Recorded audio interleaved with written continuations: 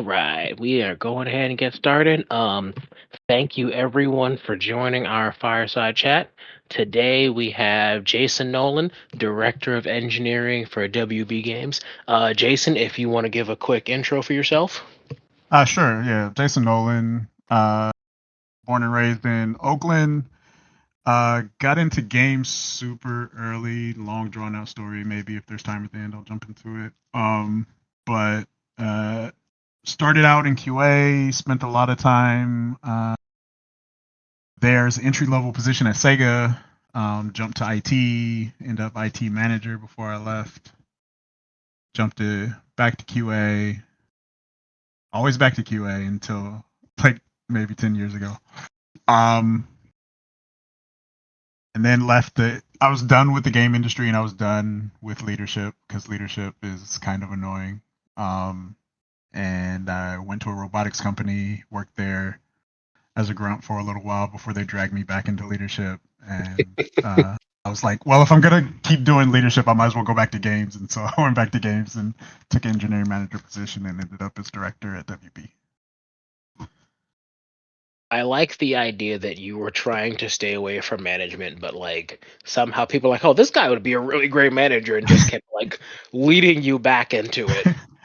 I was like, I was a director. I was director of QA when I left EA, and I was at the robotics company. They were like, who here knows Unity? And I was like, me. And there was like, who here has management experience? I was like, me. And it was like, okay, you're lead for the client. And I was just like, what? How did this happen? Like, I didn't want this. So yeah, sometimes it just things happen. You don't choose it; it chooses you. Repeatedly at every company Yeah, you go to. pretty much. Oh, so what does like being director of engineering mean you get to do in terms of like the company? Do you just get to decide what programming language we all use? I Yes and no. At WB Games, like the engineering like hierarchy, like how the roles progress, like it splits. Like most places, it splits after like senior software engineer. So our splits into a management track and IC track. And so the director of engineering is the top of the management track. And so there technically is a peer of mine, but we don't have that peer in my current studio, which would be principal engineer.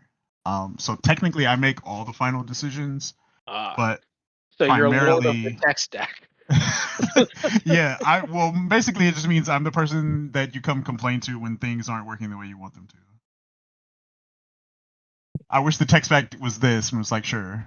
I also wish it was that, but we're not going to rewrite, you know, 10 years worth of code in order to make the change. You just like I feel you, dog. And then that's kind of Yeah. the end of the meeting. Yeah, but basically, it's the job is making sure the team has what it needs as far as the engineering team goes, and making sure the rest of the teams have what they need from engineering. Is that what you feel as like your like summary of like here's if you had to tell someone what does a director do, that would be your If I had to summarize it, I'd be like the director of engineering's primary job is to make sure that the engineering team has what it needs to be efficient, yeah, and the other disciplines are getting what they need. But also, there's like budget management, vendor management, relationships with the other disciplines, relationships with studio leadership, relationships with the other studios, so that we don't reinvent the wheel that other studios inside of the WB umbrella. Like if they already have a tech solution or we already have a tech solution, most of the time it's us sharing our solutions with some of the smaller mobile entities right. inside the company, and so like making sure they know what we have, so they don't like go doing something we've already done. Um, so it's a lot of relationship management, and then like the actual like boring budgets and vendor stuff. Oh. So we're not gonna have 50 programmers just writing string libraries over and over. Let's not do that. I won't say it doesn't happen, but let's try not to. Let's keep it down to a dozen string libraries. Yeah. Why do Um, we have 3 implementations of list view? I don't know. I don't know why. great. That happened before I got here. Um, so for a director, how would you describe that job as being like different from that as like an individual contributor or a team lead? Yeah, so the ICs and team leads uh, they do the work and lead feature development. So like most studios, like we're organized into development pods. So a lead engineer will be lead of a development pod. That development pod in our studio will have like 3 to 8 engineers inside of it. Um, and then those ICs are generally working inside of that development pod under that lead. Um, and then so those leads all report up to an engineering manager, and then that um, engineering manager and tech director directly report into me. And so my work is different because like they're in it every day, and mine is more like broad than it is narrow. Like they have a lot of narrow context about a specific topic. Like I couldn't tell you the details of how this feature was implemented unless it was a document that I happened to read recently, but I can tell you the breadth of how the tech stack works and how we generally do things and what our primary engineering design patterns are and stuff like that. Okay. So just because you mentioned that like depth of insight and breadth, I think that's a Yeah. really cool thing to hit on. And a big challenge that like everyone in upper management faces is as you move up in a company, particularly if it's a large company, you get Yeah. more and more removed from that like boots on the ground depth of knowledge. Yeah. So like how do you as a director sort of like keep an understanding of like what's going on, what you need to Yeah. I inform your mean, decisions? yeah. Great question. It's really keyed on maintaining strong relationships with those team leads, and keeping good communication flow upstream to me. Like I have to put in the effort there. I don't depend on them to bring that information to me. I go get the information from them because I want to keep them focused on what's important. Like what's important isn't making, you know, things obvious to Jason. What's important is getting the work done right. I will go get the information I need to get from them so that I have like that breadth of understanding and depth where I need it, but like primarily like my superpower in the studio is going to be breadth over depth, because when somebody asks a general question they can have a single point of contact about like how things are generally going to be done, how we generally would approach this problem set, how we need to look to solving those problems in the future. um I don't need the depth of understanding in that moment, but like the general knowledge of everything. Like everybody else can be focused on a single thing, but like I have to have some amount of focus on everything. Gotcha.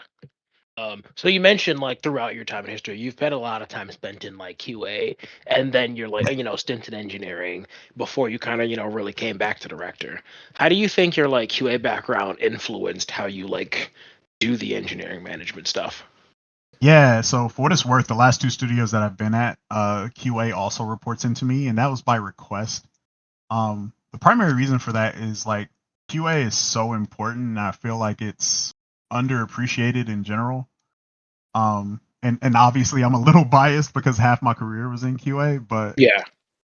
it would be pretty easy for me to forget that early half of my career and how important those efforts were where I am now. But like I'm like making an active effort. Like even like I tell my QA managers to hold me accountable if they feel like they're not getting what they need from me to push for them. But I think QA is the closest thing to the customer we have inside the studio, as far as like the players are concerned. That voice from QA like is the player's voice most of the time, and so keeping QA involved in the conversation keeps us like really accountable to meeting the needs of the player, and not just like what I've seen happen in a lot of game development studios over the years is the studios like people making games for themselves. They're making the game that they want to play and not that the players want.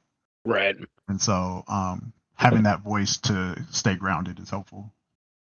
So when you mentioned like by request, was that your request that the QA report up to you or their request? Yes, my request. Okay. Well, I didn't like demand it or anything, but it was just Right. like, hey, like I talked to the QA manager. I was like, hey, I'd love to take responsibility for this group. If you reason like here's my history and here's why I think I can help. and usually like upper management, like because they usually report into like production or something like that, and Right. like production doesn't usually have that context of like the details of QA needs unless they've come from QA themselves. And so Right. I feel like just with my background, I'm able to support their needs and like try to stay ahead of them even um, when they run into situations that they're not familiar with. Yeah.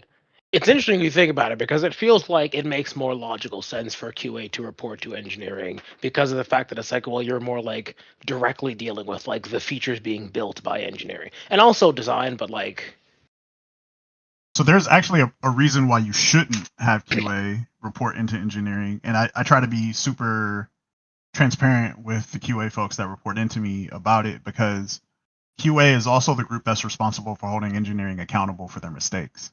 right. And so um, having engineering be over QA can put the thumb on the scale with the Okay. wrong leader in place. And so, Right. like, that is why I ask them to hold me accountable to make sure I'm not doing that, even though I'm putting like super intentional effort towards not doing that. I still want to be held accountable if I am, and so like that would be a reason not to do it. But we haven't had that issue. Luckily, I'm doing okay.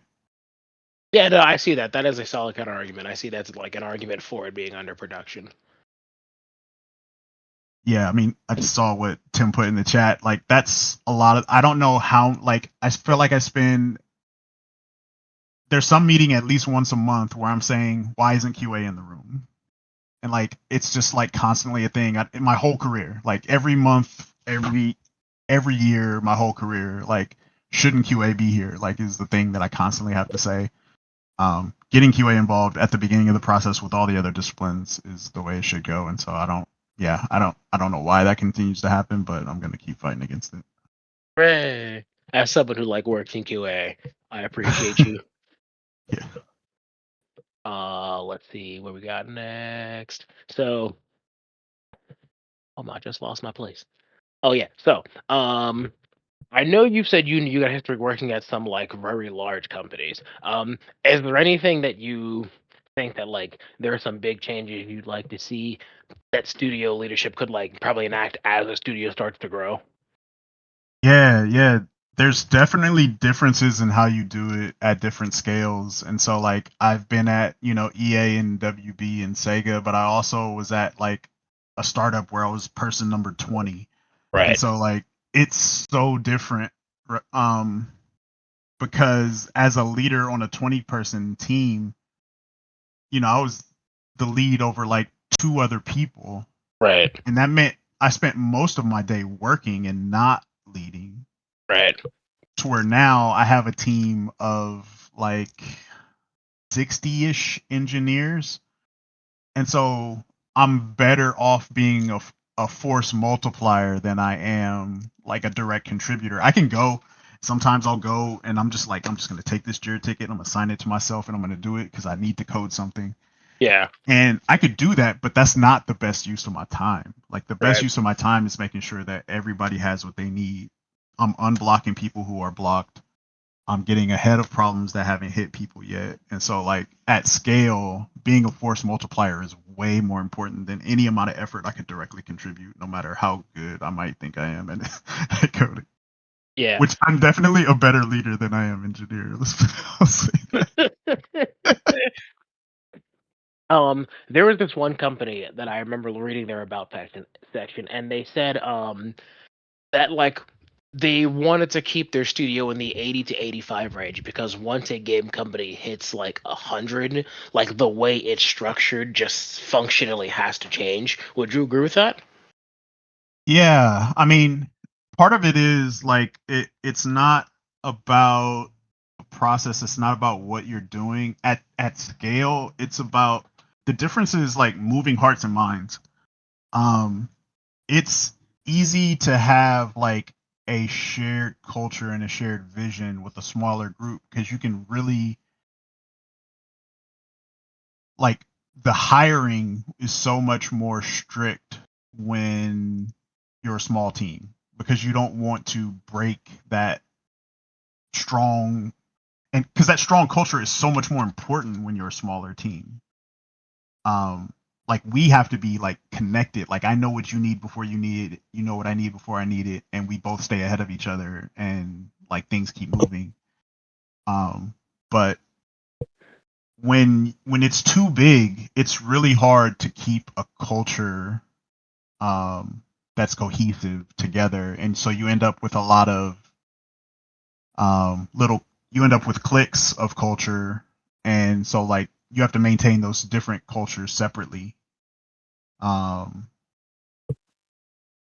Yeah, a little bit natural leader versus trained engineer. I'm self-taught as an engineer for what it's worth. I taught myself to code when I was 8 years old, and I've been teaching myself ever since. I dropped out of college to start a company. Random facts. Anyway, Okay. um, I was waiting for you to say that like you were in QA and then it was just taking too long to get a bug through, and you're like, you know what? I'm gonna solve my problem. I actually was trying not to be an engineer in the industry because I wanted to do indie. Like I wanted to do my own games. I never wanted to code for anybody else because I didn't want anybody to tell me what to code. Um, the only reason I started, yeah, I mean, eventually the bug hits and like you like I could make a lot more money if I went that direction. So, That's great. Um, so on that topic of like culture and sort of like things that happen as a company grows, are there sort of like golden rules that you try to set for the company, like in your sort of like um, director role? yeah, I have. I mean, I have some like kind of my own um kind of like golden rules that I keep myself accountable by. Um, it's I, the only reason I'm a leader is because I don't trust other people to do it better. I actually I actually don't enjoy being a leader. Like the bureaucracy and the high level drama is actually really stressful. Um, but I don't trust other people to be good people. And so I when it comes to taking care of a large group of people, I'd rather leave that to myself and like I'll be like, I know I'll try. Yeah. I don't always see people putting forth that same amount of effort. And so at least if I'm involved in a leadership group, I can hold that leadership group accountable to make sure that they're doing the right thing. But there's a couple things I do is if you mentioned golden rules. Number one, trust is currency. Um, every time I do something to support somebody on the team, I'm building trust with them. Part of the reason for that, besides just being a good person, is that one day I'm going to ask them to do something that they don't want to do. And they're just going to do it without hesitation because of the trust that I've built with them. But that trust is currency. That means I can't keep doing that. I can't keep asking them to do something without them continuing to get something in return without me thinking that I'm taking advantage of them. And Right. so like it is this very reciprocal relationship of me giving people what they need to continue to build trust and me asking people to do the things that the company needs in order to get things done. Um, and so you can't, spin that without continuing to build it up. And so I tell my team to like, I give them feedback, but I'm just as open to feedback. Feedback is bi-directional. Yeah. Everybody gets told that day one. Like if I'm doing something wrong, call me on it. I'm just another person. Um, that takes me to the second golden rule. Like I don't believe that the hierarchy as a pyramid where I'm at the top. I envision the pyramid of as a pyramid that's upside down, inverted, where I'm at the bottom. So my job is to support the team, hold it up, not to stand at the top at a podium. Like they aren't there for me. I'm there for them. That is the way it should be. I Um, see. uh, third is like a team member's win is their own. Their failure is my fault. So Interesting. they do something well, that's those accolades belong to them. I'm never gonna say my team did X or Y. It's like this person did that. That is their accolades. This group of people did that. That is those are their accolades.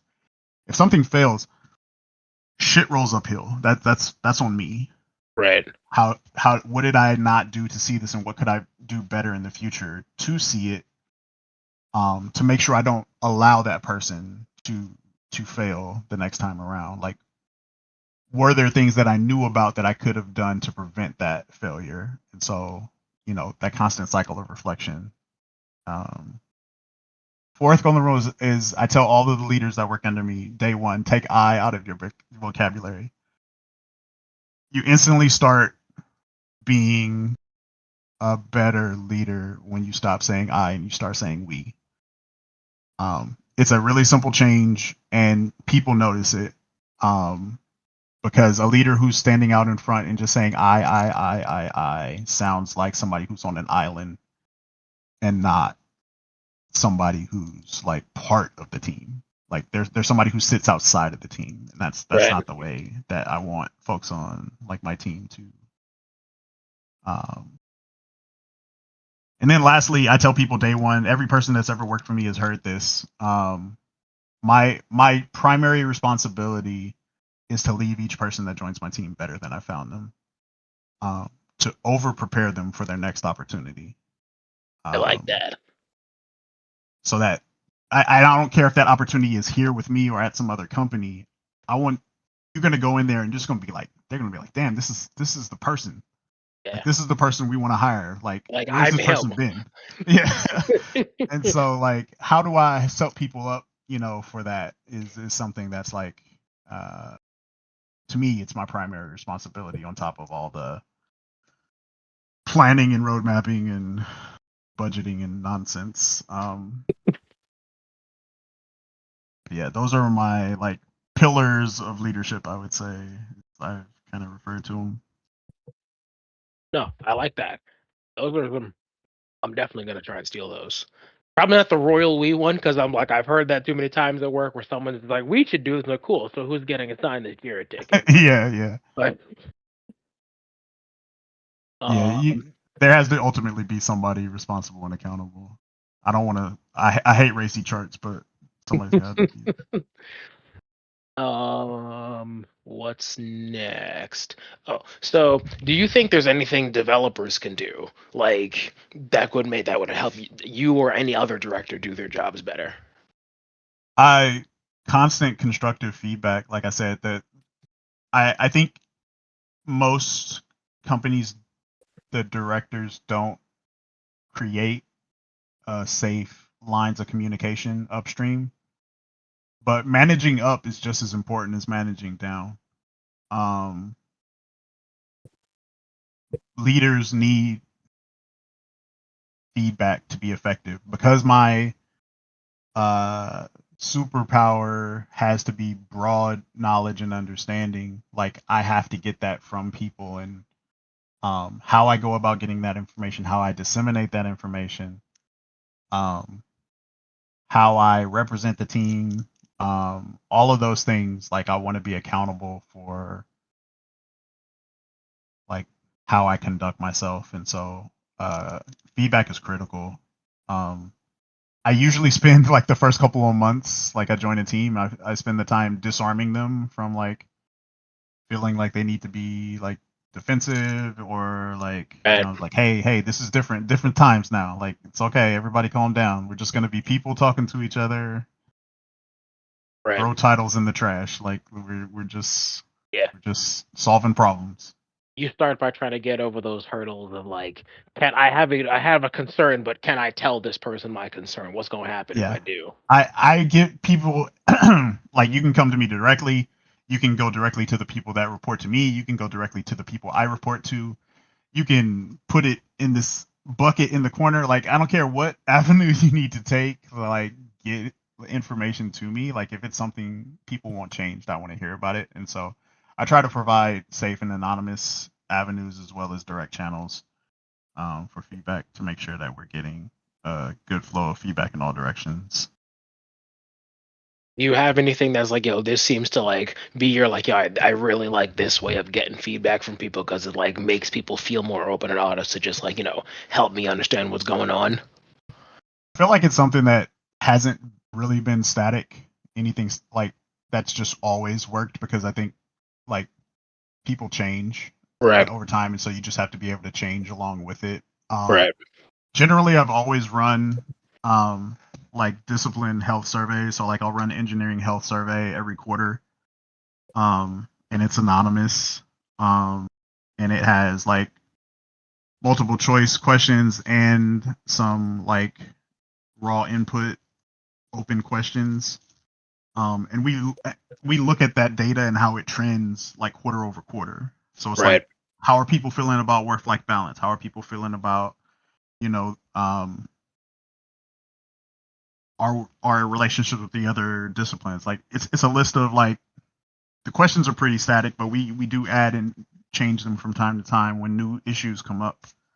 But we keep that same question group as much as possible quarter over quarter, so that like we can look at the trends. We're like, okay, like people feeling like their opinions is value has dropped, like a point and a half this past quarter. Like, what's going on? And so after we do the survey, we'll have like a kind of a town hall kind of meeting. And usually in that town hall meeting, there's like sections to it. There's one where we talk through it together. There's a section where I remove myself from the meeting so that people can feel comfortable and safe saying things if they're not comfortable with me in the room. Okay. And then we'll have it even to where like all the leads will leave and it's just the folks in the room, and then they'll like can nominate somebody to take feedback to the rest of the group that they weren't comfortable saying with the leads group. But like Nominate someone we for tribute. yeah, somebody's got to fall on the sword. But it's not a sword, it's foam. I swear it's a foam sword. It's not even real. So it's just like, yeah, we'll get through it. I like that. So, I remember earlier you mentioned that as a director, you're like interfacing with people outside of engineering. I was Yeah. curious, how often do you do that? Every day. Every day. I have regular one-on-ones with the other discipline leads. I have We have group meetings with the leadership team multiple times a week.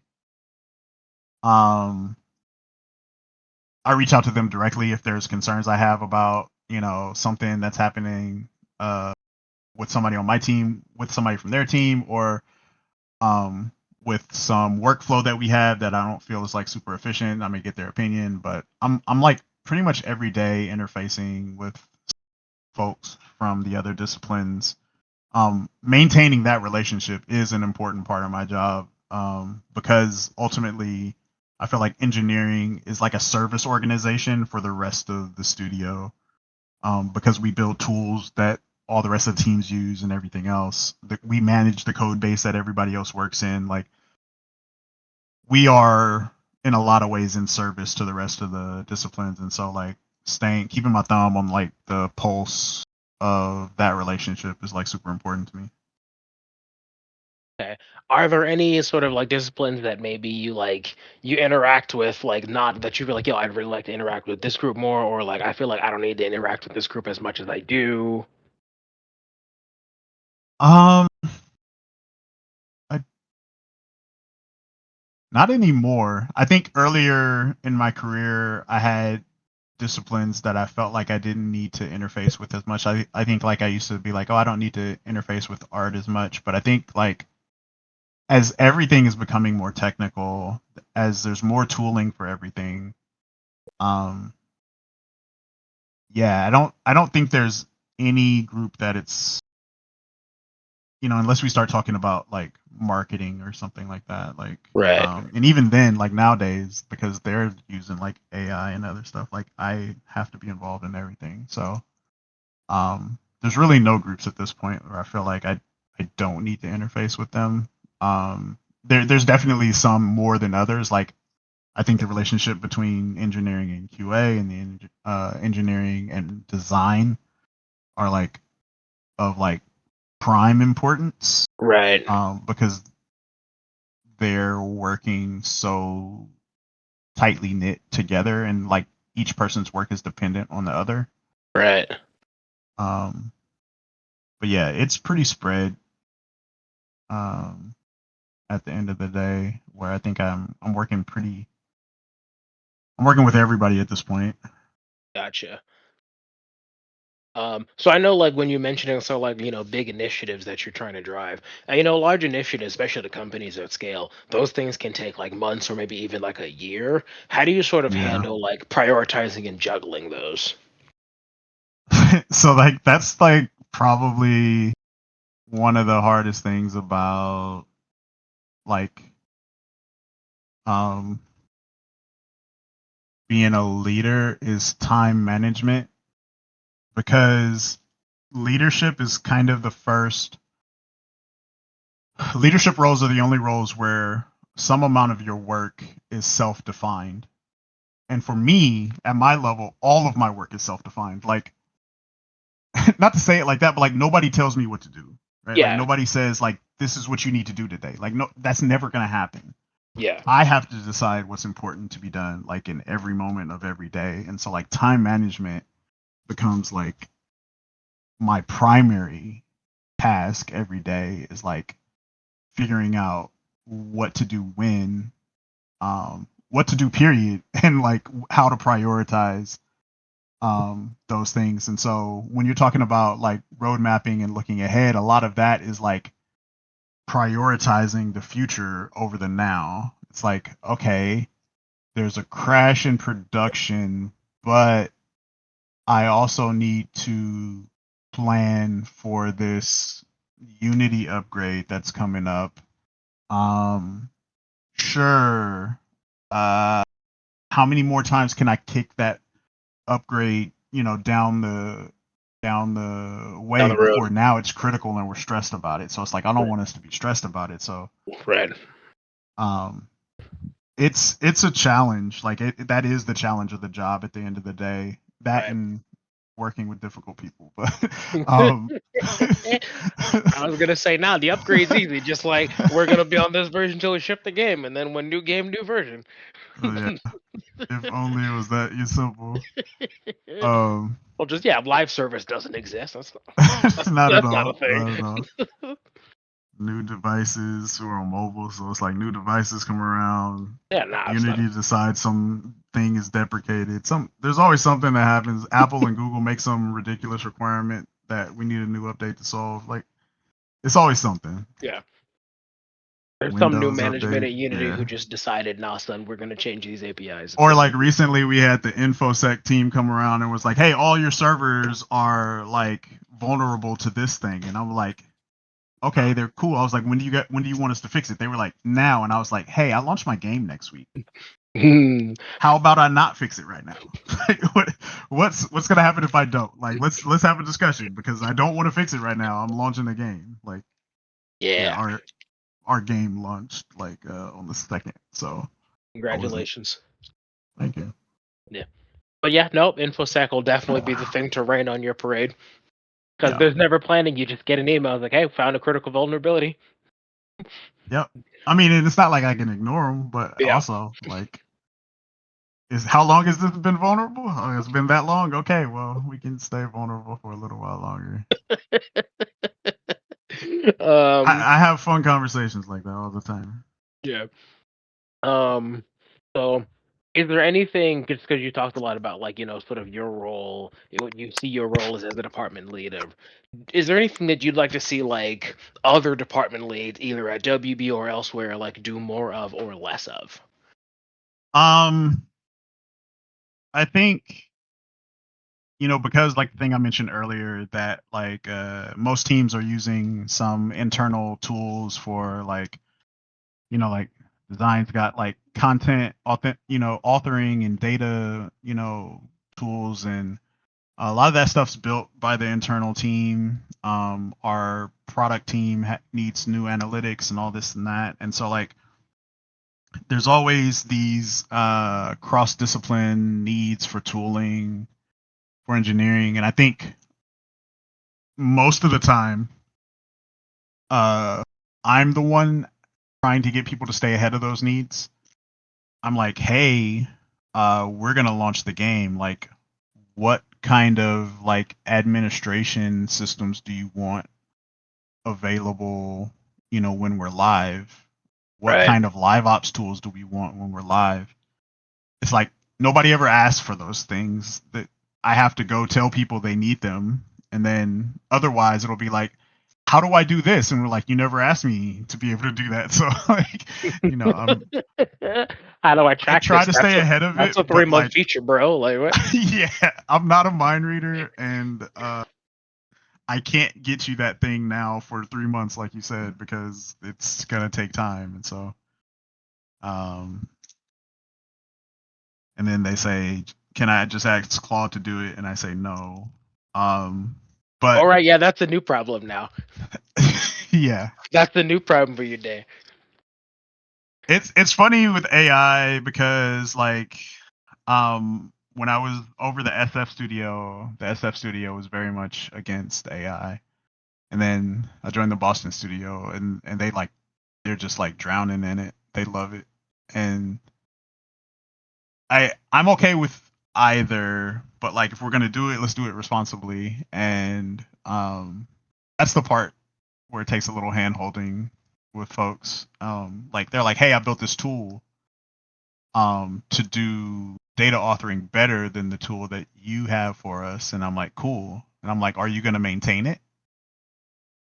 Because you're not gonna hand me some random tool to maintain because like it doesn't work the way the rest of our stuff works. So like there's a whole new set of problems that have come in that world where there's constantly somebody on the team who's built a tool with AI, and now they want us to support it. I'm just generally gonna say no. And they're like, Um, you mean I have to code review the Claude code? What? What do you? yeah, it's I'm sorry. an interesting new world to be in. I was like, Yeah, these. I don't have a library of solutions for these problems because these problems didn't exist before. So yeah. He's like, no, you're building the toolkit now of how to solve this. So yeah, that is all of my questions. So yeah, we can open it up to everyone else. Let me start scrolling through to see if anyone had a question typed in.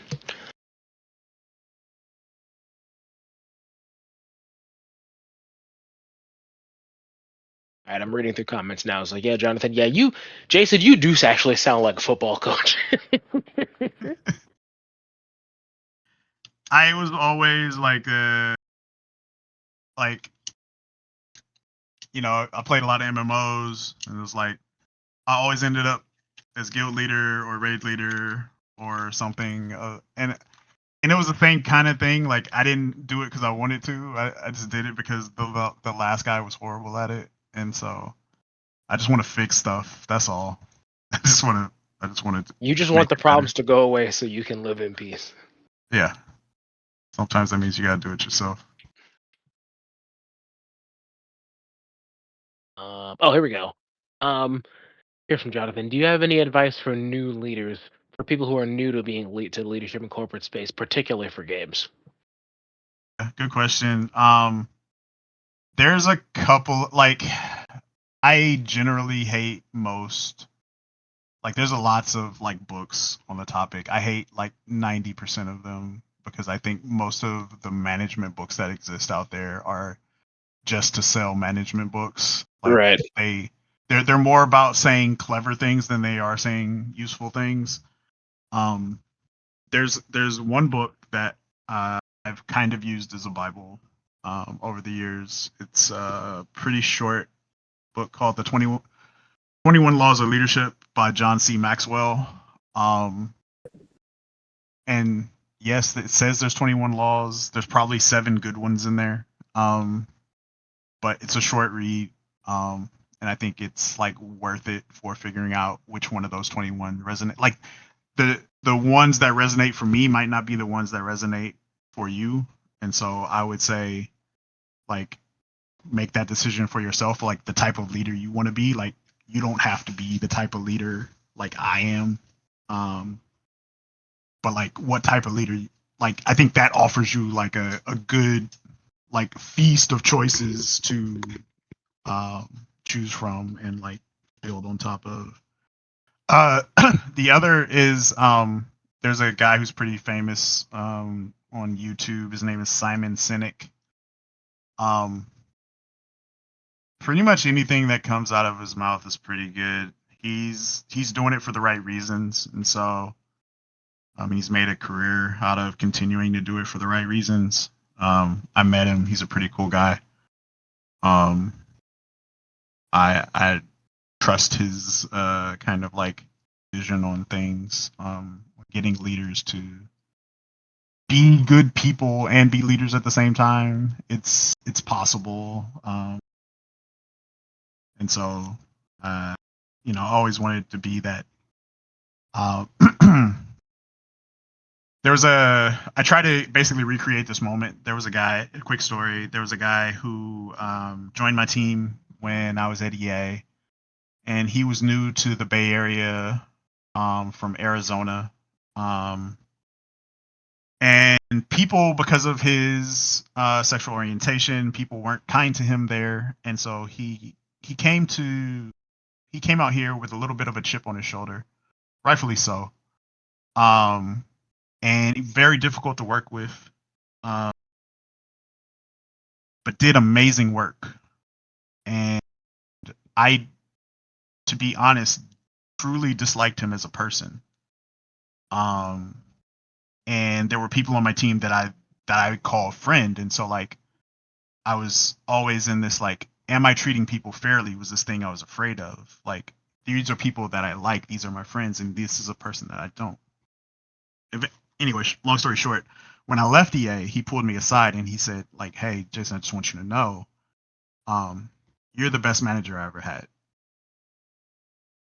It was dusty in there. It was weird. I don't know what happened in that moment, but like, yeah, my eyes were. It was, yeah. I'm sure it was the dust. It was the dust. I'm sure, Oh, but absolutely. Yeah. that was super important to me to know that like I don't have to like you to treat you well as a person. Like, I can put my personal feelings aside and just be a good manager to somebody who's a good employee. Um, but yeah, Simon Sinek, and John C. Maxwell's 21 Laws of Leadership. Those are the two things that I kind of, um, those keep me honest. Question from Omar: what do you think about talent development? Are we helping? Yeah, Are we helping people achieve their internal goals, or whatever best helps the companies? I think, um, that's a great question because I think, um, this is the thing that's so easy to fail at. Um, you end up being It's really easy to, like, I don't know, like, there's lots of people who will tell you, like, if you've been at a company for this amount of time, you're behind the times because you're so locked into the way that company does things. And so good leaders have to be super intentional about, um, the growth and development of their team. To be super transparent, I just joined this team 6 months ago, and it's a thing that they feel that we're weak on. So we're actively working on this now.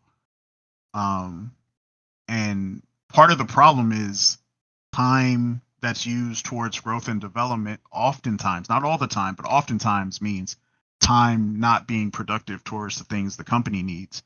And so Right. that's where I come in and I have to go demand that time from the business and convince them that like making the team stronger will make them more productive when they are spending time working on those things. Um, we're gonna ask somebody on the team to do something new, and we're gonna have to go do research on this topic because nobody knows it. But if somebody had been given the time to go learn that thing because they're interested in it, now we're already there. Like, so there is a way to ethically do that, that ethically supports the needs of the team and also supports the needs of the company. But it's definitely a delicate balance, and I have to fight with production over it all the time. No diss to Uh, production. They're protecting the schedule. oh, I was looking to see if I know any producer. I was going to be not just to production, just to that producer in particular. Um, from Dimitri: do you think you have to be hardcore to be a leader? um, No, I think at the end of the day, like there's a lot of stuff I said that I think like helps like go like some of the stuff I said is like going above and beyond. Um, but at the end of the day, like I think if you're a good person and you treat people equitably and not equal, that's a thing that I try to teach people all the time. Um, a lot of managers treat everybody the same, and that's not right. Um, everybody doesn't need the same thing.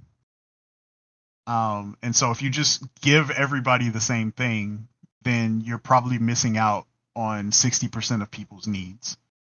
You have to treat people as an individual. And so like if if you're just a good person that treats people like individuals, like everything else will fall into place. Nice. That's kind of the basis of all my other decision making is like how do I give this person what they need and not like I'm gonna do this blanket thing because that's easier for me. Like it would always be easier for me to just do the blanket thing. Next from Mattia, is there any pressure to stay active as an engineer through personal projects or taking on certain tasks you would have had as an IC? There's no pressure from within the studio, but I am working on side projects every other day at least. I have a need to code, like a personal need to code.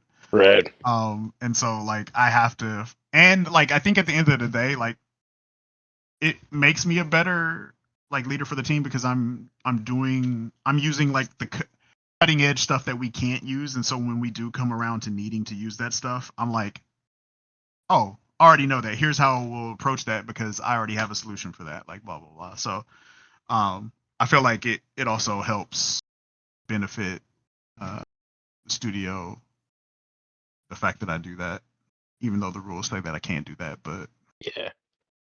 rules whatever. I suddenly remembered this engineering manager. Like, it was his first time being an engineering manager, and he was like, "Oh man, I haven't like written any code for the team in like a year because I'm just doing all the management stuff." And I was like, "Yeah, you just got to start grabbing like your tickets when everyone's at lunch." And he was Yeah. like, "That's a good idea." And his coworker who was standing right next to me, he was like, "Please stop giving him bad ideas. Please stop." Yeah, there's one of the guys that works directly under me, and he was having that problem, and I just told him the same thing. I was like, "Yeah, just go grab a thing," and like he fixed the. There was this hitch in the loading bar of the game that like was super annoying, and he just like fixed it. It was like this simple work, but it was like we didn't want to prioritize it over other stuff, and so like Right. somebody was like, oh, in an open meeting, was like, "Hey, did we fix the loading bar?" And I was like, "That was this guy. That was this guy."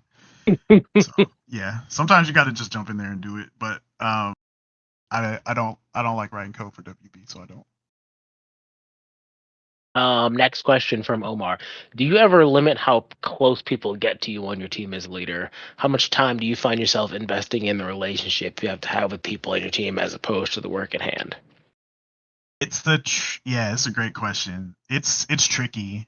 Um, I think you have to always kind of like read the room and see if that's going to be problematic. I think in the spaces where I've been able to clearly show that um, I'm a fair and equitable leader, nobody cares if I have a close relationship with this one person. But if it's an uncomfortable space that I haven't set that standard yet, I may push that off and not allow those kinds of like friendships to be visible to the team because people will assume that I would play favorites for that person who I'm like more friendly with. So it's really just about first establishing a standard of trust with the team, and that's why trust is everything at the end of the day. Um, if my team trusts me, I can do all kinds of crazy, stupid stuff, and like they're like, "Yeah, we're not worried about it. Like he knows what he's doing." Right. It's like cool. Um, and when I fail at that, it's all on me anyway, so it's fine. Yeah. Jason can push straight to prod. It's cool. He doesn't need a pull request. Sometimes you gotta push straight to front. It happens. I'm gonna edit this database raw in production. Yeah, it's just fine. I got this, dog. And then other question from Amar: how often are you having one-on-ones with people in your team? So now at the director level, so I always have one-on-ones with the people that work directly under me, either weekly or bi-weekly, depending on the scale of the number of people that report to me. And then for people in that next level below them, I usually do a skip level monthly. But because my team is so big right now, I'm trying to. I don't have a strategy for meeting with everyone yet. Right. I want to have a thing where I meet with everybody in engineering at least once a quarter or year, like depending. Like I don't know how realistic it is yet, and so like once a year is my floor goal. But like Right. if I can do it once a quarter, I will. But I also like can't have my calendar filled up with meeting with 60 people every Yeah. quarter. So Yeah. I see that makes sense. To start with like a looser floor, and then as you start, because like you just been there 6 months, so like as you get to understand the team better, you'll have an idea of like, all right, I cool. barely know everyone's name in the studio. It's like 200 people that. This is also the first company I joined full remote, and so like post. This is the first company I've been at post that I've joined post COVID, and so like being in a full remote company with 200 people, like meeting people is very intentional. Like we're Right. either in a meeting together, or I intentionally reached out to you and said, "Hey, let's talk." Like, and so it's very different. It's not like, oh, I was casually in the kitchen and we had a conversation and like now we know each other. Like that doesn't happen. And so Right. I try to make it out to the studio. Like I fly out there probably like once a quarter. So far, we'll see if that keeps up.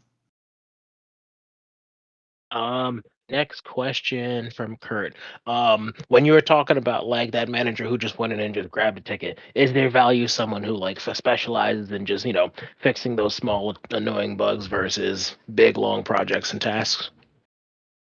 I think it depends on what you want as an engineer. Sometimes people just need to do something to feel like they're contributing, and so like the small stuff, like a lot of small things, like is could feel meaningful, but like some leaders on my team, like I had a engineering manager who worked at me like my previous studio, and he liked big complicated problems, and so I put him on long term complicated things that he could work on in the background, that weren't disruptive because they were like future facing initiatives. Right. So it really depends on the needs of the person, and that's where I say like you give people what they need, right? Like even from my leadership level, like my engineering managers don't all need the same thing, and so like how I develop them and how they work is all different based on their unique needs too. No, I'm just imagining you with just like a spreadsheet of likes and dislikes. It's a mental spreadsheet, but I do need to probably put it in a spreadsheet because Actually, yeah, uh with as many reports as you have, like I made the yeah. joke about a spreadsheet, but like actually writing it down might not be so Actually, it's smart. not. I actually took a note down when you said that. Like, actually, it's not a terrible idea. I was like, honestly, it's like just having an idea of what works better worth. Like for 200 people, that's not a bad idea. Yeah.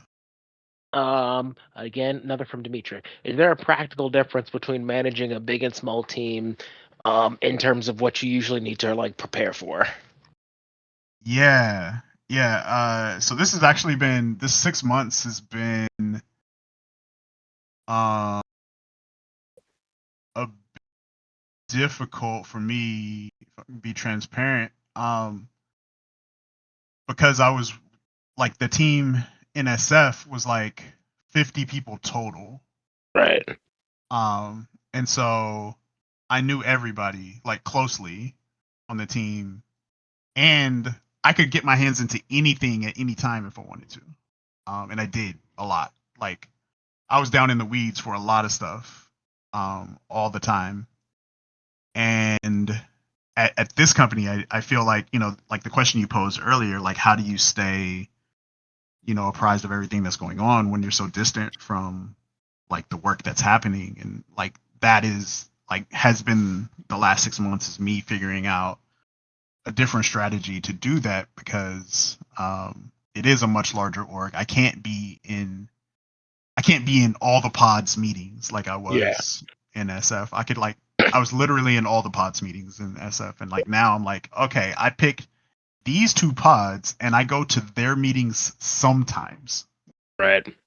which is like a much different interaction level. And so that's why I say like being a good leader at the end of the day, part of it is it's the when you come into any leadership role, part of your responsibility is figuring out what to do with your time. Um, and so like this is just a magnification of that, is like what needs to be done based on the time that you have available. Like what's the most meaningful thing you can do at that time? If it's to sit in with this pod to understand like some of the workflow problems we might have with how we build features, like cool, like then I'll do that. But it might be, no, I need to carve out an hour to talk to UI UX because I've heard that they've had some problems with the layout tools, and I'm like, cool, let me go set up a meeting with them. Um, it's really just like time management. I think that's, whether it's big or small, it's like how you. I can say that I enjoy the smaller team where I can be like I can have my hands in everything, just because like I feel like I can be more effective in that Right. sense. Um, like if I can put more on my shoulders, like that, I feel good about that. Like, Right. um, so like yeah, sometimes I feel like uh, since it's all time management, and I felt like my hands were in everything before. Like I've been looking at what I'm doing now, and I'm like, should I be doing more? Because like I'm not as deep into it as I was before, but I don't think I can be. So like Right. trying to right size what that looks like is kind of like a challenge I'm working through. I got you. It's like you're operating at a larger sense of scale. So like your sense of like how much time you spend on one versus the other, how deep in, like all of those need to Yeah. adjust. I mean, also like to be honest, like in my last company, I felt like I was doing three people's jobs because we had like people leave and whatever, and we never backfilled, and so it's just like, Right. oh, those are my responsibilities now, and so like trying to adjust to what one job feels like after doing like three people's jobs is like, am I doing one person's job yet? Like I'm not sure. Like I feel like I could do more. I could feel like I could do less. I'm not sure. So yeah, working through some of that too. Well, you could always do less. There's I can always do less. I don't know, man. I don't know. I think I'm doing pretty less right now. Um, yeah. um another from Jonathan. Is there anything you feel that you've learned that has stayed consistent at every level of engineering? Um, consistent at every level of engineering. Um,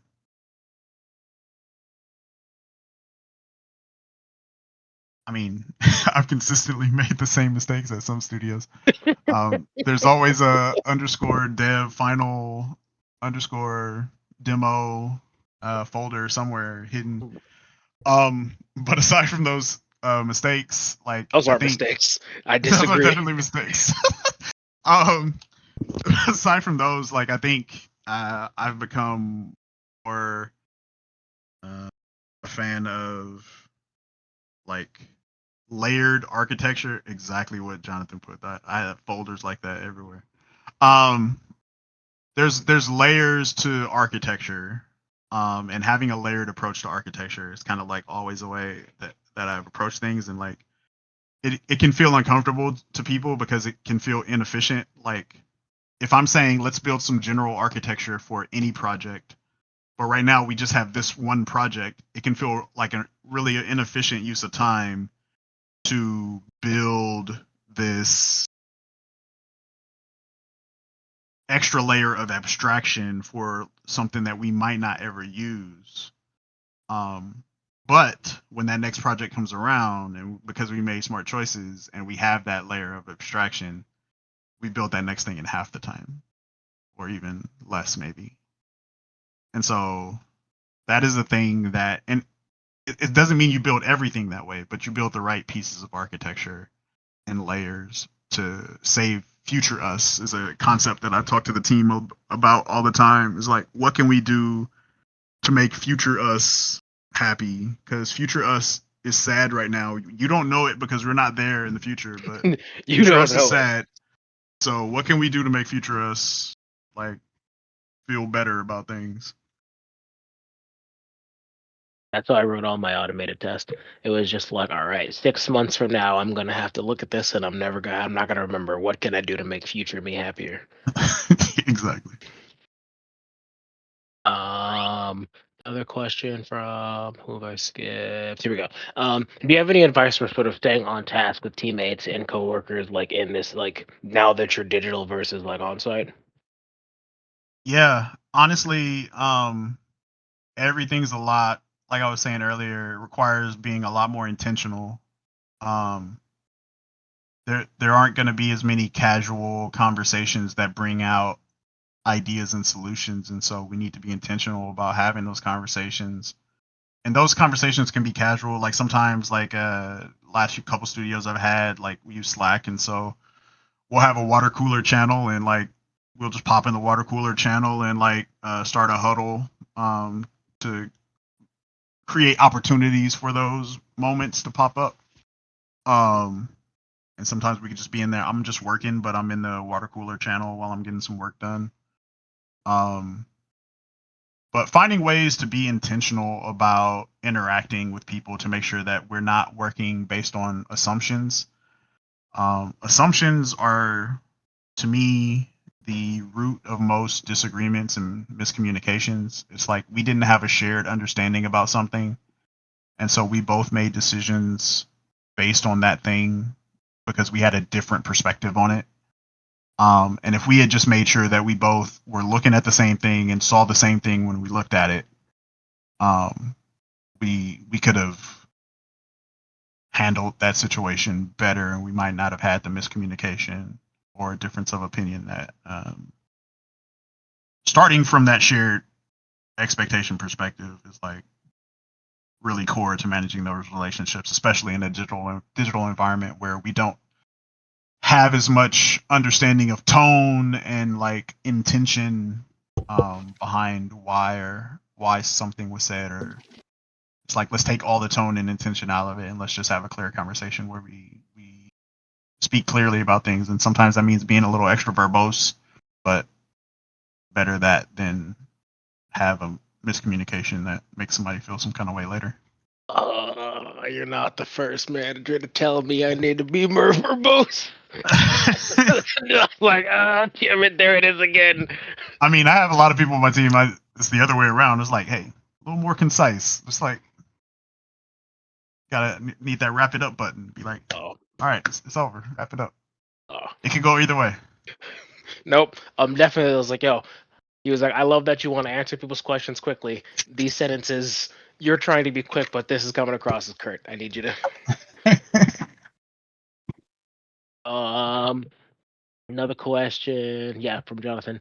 He's like, why don't you talk more? Looks like there's a additional. How do you stay engaged and consistent when Oh, you're right, yeah. not feeling left behind? How do you stay engaged and consistent where you're not feeling like you're left behind and hollow? Yeah.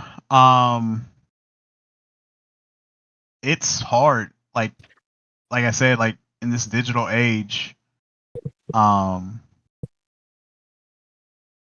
the social piece, the culture piece of the studio is a lot harder to manage, and so like we have to create those moments, and that's why I say like we have that like water cooler channel and chat. We have some people feel like we have this one meeting. It's called a discovery meeting for pod, and um, it discovery is after stand up, and discovery is where we talk about issues or potential issues, but also like if we don't have anything to talk about, it's just some FaceTime with people that we work with, um, to make sure that we're all like vibing the same and everybody's in good headspace. Um, so it takes some really intentional uh, actions on somebody kind of has to be the spearhead of making that a thing, because we also have like game nights. We have like different clubs, like game clubs and book clubs and whatnot. So those are also avenues where people can have that social fabric, and that also like provides space for people to be like randomly talk about work stuff lightweight. Um, but yeah, you have to be intentional about creating those spaces. Next question Sometimes, from Mattia. Have you ever had to build a roadmap for direct reports who needed to address skill gaps, either for professional development or for projects? And how did you approach putting that together? yeah, or all of the above for sure. There's always like, so that's where I talk about, it's about catering to the individual person always, and so each of my managers who has direct reports and me and my direct reports, like my responsibility is to make them. So right now there's a guy who reports to me, he's tech director. My goal is to make him, because he wants to be director of engineering, my goal is to make him capable of replacing me, and that means addressing like skill gaps that exist for him, things he doesn't even know he needs to know, exposing him to um, any opportunities to work on certain things that can address those skill gaps, because we can't just tell people like, hey, you need to get better at X. We need to provide them like opportunities to do things to test their efforts in doing better at whatever that gap is. Right. And so like how do we like operationalize that into like the work? Like how do we have them be, we can't just tell them go be successful at this, because I feel like that's a lot of companies what they do though. Yeah. You do your goals at the end of the year, and then next year at the top of the year we say like, hey, did you do it? And we never Did you? talk about it the rest of the year. Yeah. um and I so said, like, well, for that guy, I got that day. You'll just take some unplanned PTO. You'll tell him the day before, be like, so I'm going to be gone these 2 weeks. You're going to cover for me. And then that'll be his learning experience for director of engineering. sometimes that's a great way of doing it. Trial by fire. um and then they'll say like, I never want to do that again, and then I'll ask everybody, and then everybody says like, no, they did great, and I'm like, Yeah. hey, everybody says you did great, and they're like, Yeah. oh, maybe it wasn't so bad, and so And then whatever. you hit him with it again for longer. But yeah, it's just about like, you have to be specific to what an individual needs. um Different people need different things, and so like talking with them and understanding what they need and like what growth looks like for them. Are they do they need to go to some type of training to address that gap? Can you just workshop with them in your one-on-ones? Can it be facilitated through some like work opportunity? Figuring out like what the solution for that, like what your tools are that are available to you. Like certain companies have different things you can talk to HR about, like internal courses and things like that. But there's also like maybe a training budget that's available where you can send somebody to a training or something like that, or you teach them yourself, if it's like more of a soft skill gap and things like that. Um, or if it's a more hard skill gap, pairing them up with somebody who is really strong in that area. So you put them on a feature together to allow that person to kind of like watch it, see how it's supposed to be done. Um, but yeah, those are kind of the tools in the toolbox, and you just use the right tool for the right time.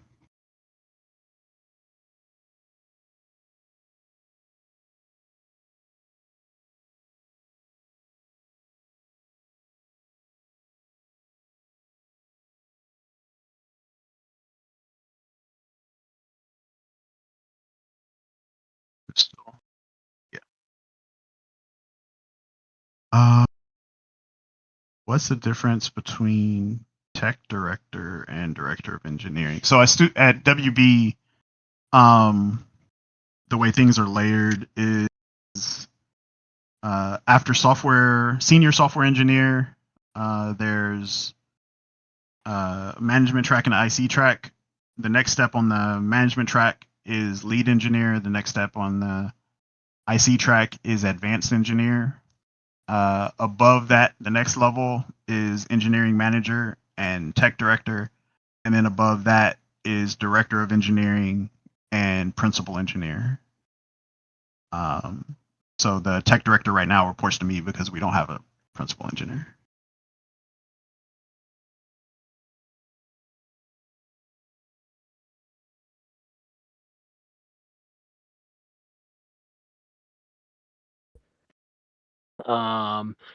Oh, here we go. From another from OR. What does the UI look like in your head when you send someone for training? What is it like when you sort of like open up the research section? I'm sorry. Is it like when you open up the research section in Civ 5? Yeah, I mean, um, when I send someone for training, like it's usually, I feel like, like I feel like what Patrick said. I feel like I'm overusing the word intentional at this point. I'm about to say it again. Oh, no, Like, it's okay. Just I got some synonyms for it. I got you. I feel like it's easy to send somebody to a training and just be like, well, did they come back and they do it? Like, I want to set a plan around that training. And so, like, they're going to a training to learn this thing. And so, like, I have things that I would expect they have learned. I appreciate that. I got you. It's calculated. The when they come back, I'm gonna have questions because there are things I expected them to learn in the training. So first, I'm gonna validate that the training went over the things that I expected them to learn. So I'll validate that assumption first because then the problem's with the training and not the person. And after they've validated that they went over that stuff, then I'm gonna like conversationally quiz them on what they learned to figure out like where they landed like in a gradation of like scale from like they got it to they don't you know um but yeah, there are a lot of options, maybe not as many as a Civ research menu, but there are paths of research in there just like that. um there's a lot to learn, but I mean in engineering specialty, like you know it's also just figuring out, do people want to be a generalist or do they want to specialize? Like that's one of the first things I try to like find out from people. Do they want to be an IC or a manager, and do they want to be a specialist or a generalist? Um, and then I'm pretty sure from there we can put them on the right path. I like that. Oh, got all right. New question to ask her this time from Antics. A constant thing I feel is an issue in QA. We're growing and gaining opportunities to move into higher positions don't come around much. How do you handle team members who show the capabilities to move up but don't have the job availability within to get them there? Yeah, I mean, this is something we're always monitoring, and I do feel like there could be more gradations in QA to support this issue. I think EA is probably the only place that I've been at that had like a serious scale of like gradations for QA. Um, it's weird. EA actually does some stuff right sometimes. Um, I can talk bad about it because I worked there 9.5 years, um, but yeah, most companies like it's like you're a QA, you're either a tester, a lead, or a manager, or an automation engineer. But like there isn't enough gradation within those positions, and so that's the thing that I would address with HR to look for opportunities to add gradations to those roles to support um, people who are growing but not ready for an additional opportunity into a different role, but are growing in the role they are in. Gotcha. It's a thing that's hard to do because like that's like changing the levels in the company, which is not something that they do a lot, but I've Right. done it.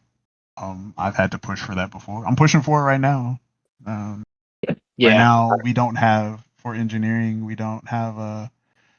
We have advanced engineer and senior advanced engineer, and then the pair to that is lead engineer. But there's no like senior lead engineer, so there's just like a gap on the management track that I want to solve. So a similar problem. Oh, you've also had to push for gradations in QA. Oh man, Yeah. you understand my pain. Yep. It's like Um, you know that there's like skill levels to this stuff. Like let's see if there's any questions I missed. I think that is all of them. Um, okay, there we yeah. go. We got another from Dimitri. He's like, "Oh no, I'll get my questions in."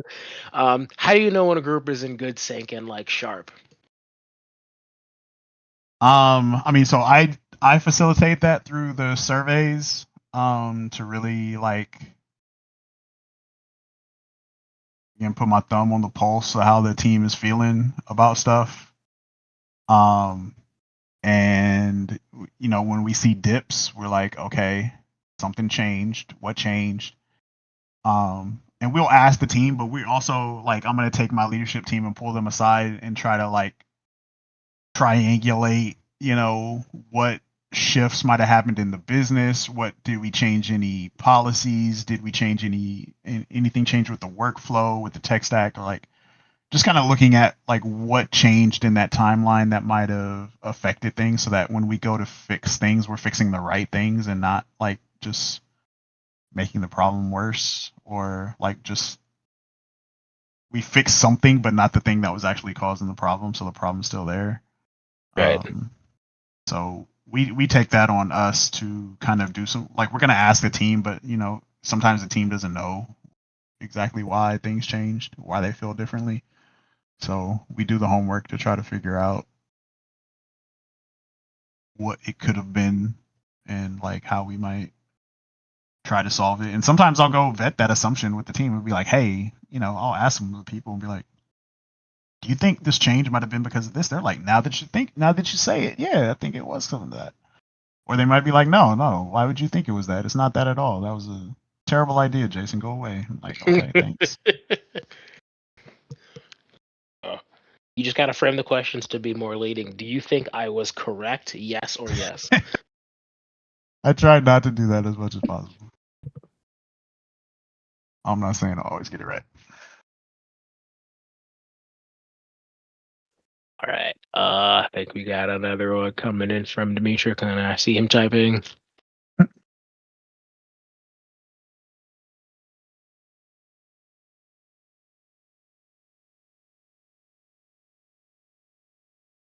He wants you. He wants you to go. I All mean, I'm right. good. And like just I think I mentioned this before the meeting started. Like if folks have questions, like you're new to leadership, you're thinking about getting into leadership, like uh feel free to reach out. I'm always happy to help. Engineering or leadership stuff. Um, I wish there was something like this when I was coming up in the industry. When I started, I was the black guy at most of the companies I was at.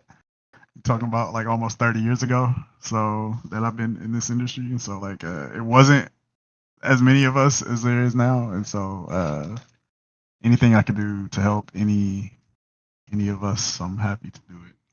Okay. Actually, this is just a silly question for me. Do you remember the first other black game developer you came across in the workplace? Okay, so technically there was always at least two of us because me and my brother, my play brother, is a guy I grew up with. We started like roughly at the same time, so Okay. technically there was always two of us. But like Okay. we were in two different buildings of the same company. Okay. And yeah, my first job, like I was at Sega, and in order to boot up the Dreamcast, I worked on launching the Dreamcast. In order to boot up the Dreamcast, you had these BIOS discs, and the BIOS discs were super critical. There were only like 5 of them in the building, and one of them came up missing. And so what did they do? They asked the black guy. They were like, Oh no. "What happened? Like, did you take it?" And I was like, "I'm sorry. Why are you asking me? Like, I definitely didn't take it. Like, are you sure? Well, if you did, and it was just like, oh god, it was a whole thing. But yeah, actually, uh, one of the Japanese engineers from the other building had come and borrowed it and didn't tell anybody, and it was just like, oh, it's fine. Yeah, we're sorry. I'm like, no, you're not. It's fine. It's fine. So there was a lot of that. Oh, There you was a better lot of than that. me. I'd have been like, "You're Oh sorry no, for what? What'd you do that you need to apologize for?" I'm. I didn't. Earlier in my career, I didn't handle things well. Uh, I've had a lot of moments. They haven't all been as diplomatic as they may sound now.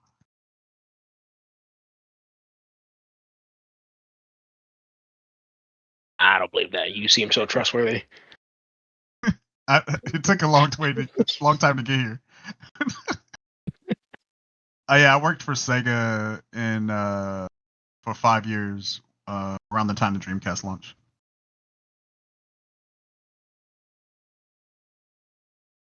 All right, make sure I didn't miss anything else. It looks like I covered all of the questions. Awesome,